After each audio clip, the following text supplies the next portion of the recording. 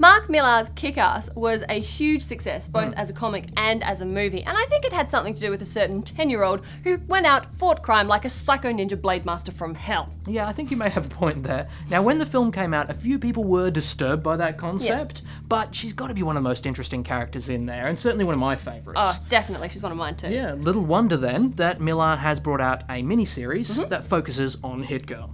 So very awesome.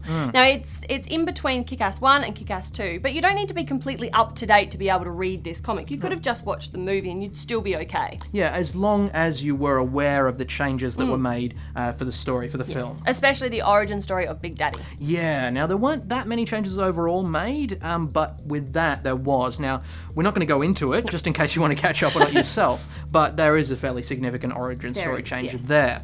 Now, in this one though, this miniseries, it's slated to go for 5 issues, and it focuses on Mindy McCready's attempts to fit into life as a regular pre-teen, while also sneaking out at night occasionally to dice up mobsters. There is not a lot of dicing of mobsters in this issue. It's more setting the scene and setting up the characters that are going to be the main players. And I think it's going to be very interesting to see the origin story of Red Mist, which is in here as well. Yeah, he's trying to do his first super crime, which he's going to mess up massively, I have no doubt. And that's going to be very entertaining. But I think that's also going to be great because it's sort of the mirror image of Kick-Ass when he was starting to become a hero. So that's going to be cool. I think that's what I really like about this first issue. We're already beginning to see the other side of the characters. I mean, previously, Mindy's really just been a bit of a sidekick. Yeah. A cool one, but still a sidekick. So it's really nice to see her taking centre place of her own comic. Yeah, I know what you mean. It's interesting to see her being a kid rather than being this little ball of violent, pointy things and curse words. Yeah. I mean, it really gives an extra dimension to her character to see her try and blend in with other kids her age.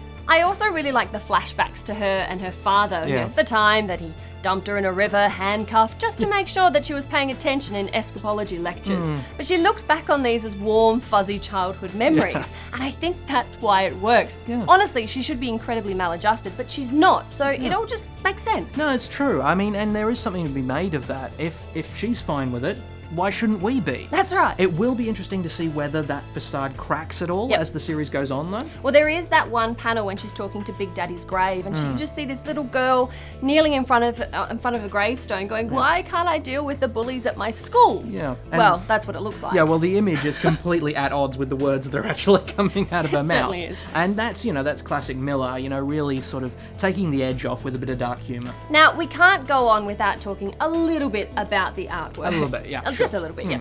John Romita Jr. is back on board for Hit Girl, and it's really nice to see. I mean, the artwork, it's nothing new, it's nothing special, it's nothing we haven't seen before. No, yeah, look, I agree. I know Millar did get in Leandro Fernandez to start with to do the art for this, but then took a look at some of the work and went, no, it's got to be Romita Jr., got to get him back in.